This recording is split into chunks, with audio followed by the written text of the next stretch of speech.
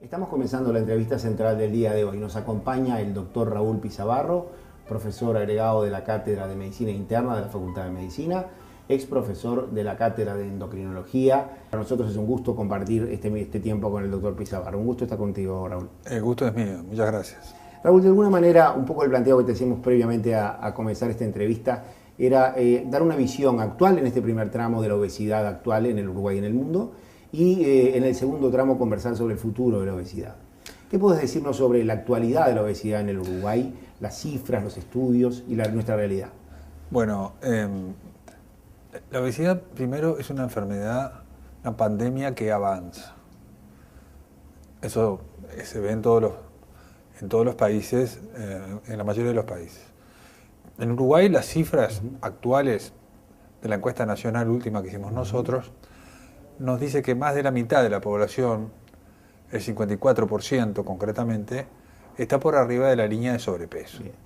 Sobrepeso quiere decir exceso de grasa corporal que ya pone al individuo en riesgo de situaciones como diabetes, hipertensión, cáncer e infarto de miocardio. Ahora, obesos de riesgo, nosotros tenemos un 20%, es una cifra muy alta. O sea, 1 de cada 5 uruguayos es un obeso de riesgo. Es un obeso de riesgo. Y 34% de los uruguayos tiene sobrepeso. O sea que tenemos un 54% de individuos que están con exceso de grasa corporal. Más de 1 de cada 2, entonces. Sí, más de 1 de cada 2, con los riesgos que esto implica. Entonces, en Uruguay tenemos más de la mitad de la población que ya tiene un exceso de grasa corporal. Esto aumenta con la edad. O sea, a medida que aumenta la edad, aumenta la obesidad. Esto ocurre en todos los países del mundo. Y también aumenta la cintura de riesgo, ¿no? La cintura abdominal, que es la cintura de riesgo. Por ejemplo, a los 50 años ya tenemos en las mujeres más de 60%, 68% exactamente de cintura de riesgo. Por encima de lo... ¿Cuáles son las medidas para la cintura del hombre y la mujer? Bueno, nosotros estamos de acuerdo con las medidas europeas. Por un consenso mundial que se hizo, porque coinciden más con nuestra población precisamente, que las medidas americanas. Las medidas americanas son para individuos más grandes y más obesos, y son diferentes a nosotros. Las medidas europeas topografían a la mujer ya con riesgo, con una cintura mayor de 80 centímetros, a nivel de la mitad del abdomen aproximadamente, en estado de sinceridad, ¿no? Y en el hombre, más de 94 centímetros. Bien. Esas medidas están asociadas a un exceso de grasa corporal adentro del abdomen que está vinculado a la mayoría de los riesgos de la obesidad. Es un concepto importante que las personas que están escuchando esta entrevista sepan que le importa mucho dónde está la grasa, la distribución de la grasa. La distribución central de la grasa se asocia con hipertensión arterial de forma directa, con enfermedad cardiovascular, con diabetes fuertemente y también con ciertos cánceres, por ejemplo cáncer de colon, de próstata, de útero, de mama. Como ven, la obesidad es una enfermedad que puede matar por sus enfermedades colaterales, y nosotros hemos visto analizando que la obesidad es la enfermedad que más mortalidad da a los uruguayos. ¿Qué quiere decir esto? Que si bien no puede llegar a estas enfermedades a la muerte, pero sí a condicionar la vida de la persona. Es decir, que a partir de ella, la cantidad de enfermedades que aparecen asociadas son enormes. Y esto va en aumento, ese es el problema. En los niños tenemos también cifras dramáticas de obesidad. 1 de cada 4 niños ya tiene sobrepeso y 1 de cada 10 niños es obeso. Esto está condicionando que estos muchachos van a presentar diabetes mucho antes. Jóvenes, adultos jóvenes, van a presentar hipertensión y todas las patologías que hemos hablado mucho antes. En autopsias de niños que han fallecido por accidente, ya se encuentran placas de ateroma, estrías. O sea que esto es una enfermedad muy, muy importante y es una de las verdaderas epidemias del nuevo milenio. En ese sentido, Raúl, ¿qué evolución ha habido en los parámetros de investigación desde el ENSO 1 allá por el 2001, Sí. al último creo que fue el 2006.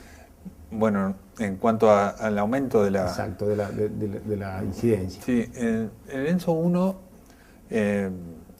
mostró un 51%, pero tenemos que... Y ahora el ENSO 2, que es un estudio bien reglado también, que se midió y se pesó, se fue a la casa de los pacientes, la muestra es absolutamente representativa del Uruguay, hay un 54%. Ustedes dirán, bueno, no es mucho frente a otros países. Tenemos que considerar la emigración masiva que hubo en ese intervalo de tiempo, que se estima que 400.000 uruguayos se fueron del país. Eso puede ser una variable importante, ¿no? Puede ser una variable muy importante porque parecería como que no aumentó mucho. Cuando en otros países que venían repitiendo la epidemia, como Estados Unidos, subió a 65%. En el mismo periodo. En el mismo periodo, ¿no? De 55 creo que tenían, subió a 65%. O sea, en el mundo, esto en las grandes urbes es un fenómeno que por ahora no se ha podido parar. No se ha podido controlar. 3 o 4 cosas, Raúl, las más grandes de lo que nos está pasando como sociedad para que este fenómeno se multiplique de esta manera. Bueno, están pasando 3 cosas. Yo les llamo la tríada de la modernidad. Bien.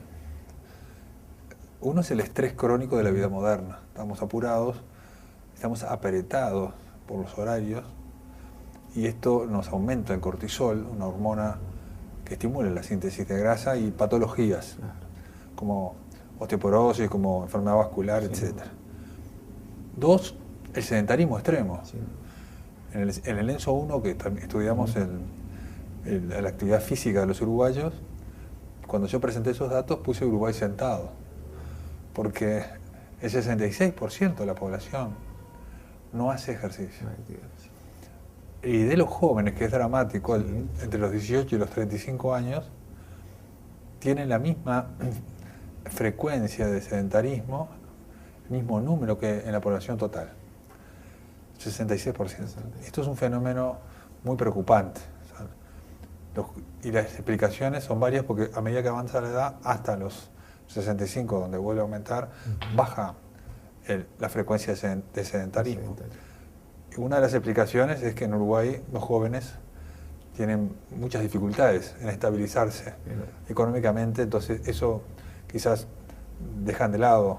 Dificultan la parte lúdica y la parte del propio peso, pensando más bien los temas económicos, el porque mejora el ejercicio en las personas que tienen más de 35 años. Quizás sea esa la explicación. A nivel metabólico, las explicaciones, además del sedentarismo y el estrés, es la nueva alimentación del hombre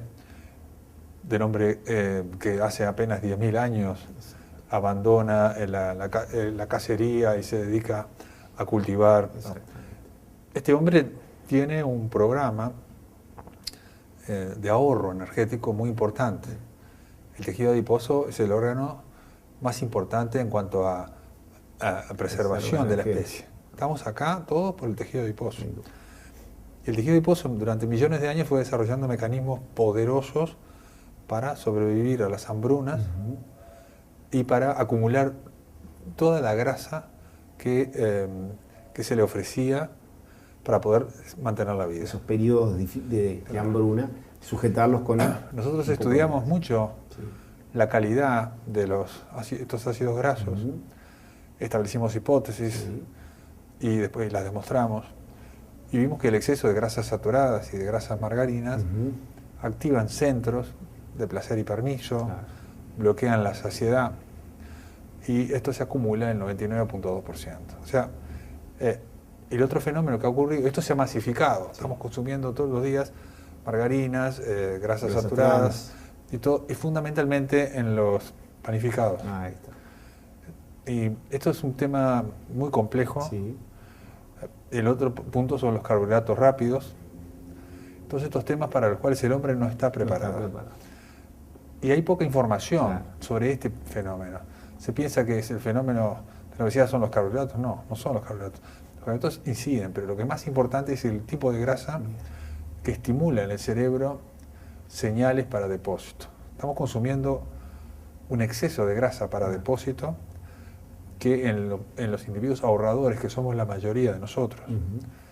Recuerden que los flacos, un poco en broma, ¿no? Sí, sí. Son anomalías genéticas que ahora viven, pero que el modelo ahorrador es el que ha traído la especie acá. Así que, gorditos que están escuchando, siéntanse satisfechos que son ustedes los que han traído la